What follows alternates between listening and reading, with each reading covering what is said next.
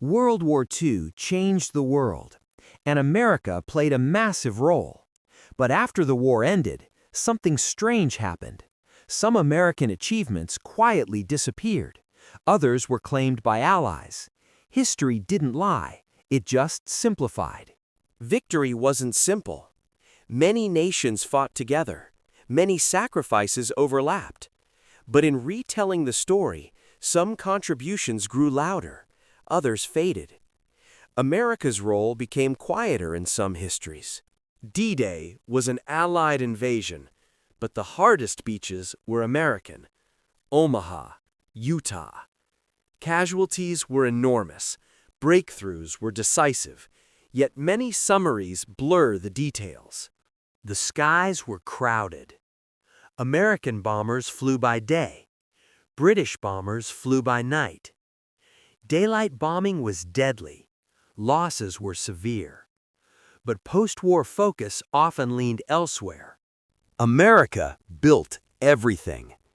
Planes, tanks, trucks, ships.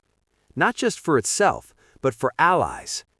This wasn't glamorous combat, but without it, armies stopped. The Pacific was brutal. Island by island, no retreat, no surrender. American forces carried almost the entire burden, yet it's often reduced to 2 bombs. The rest fades from memory. After 1945, alliances mattered. Narratives softened. Credit was shared carefully. No one wanted new conflicts or wounded pride, so history was edited gently. Films simplified events.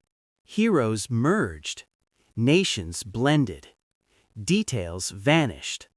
What made a good story wasn't always what was accurate.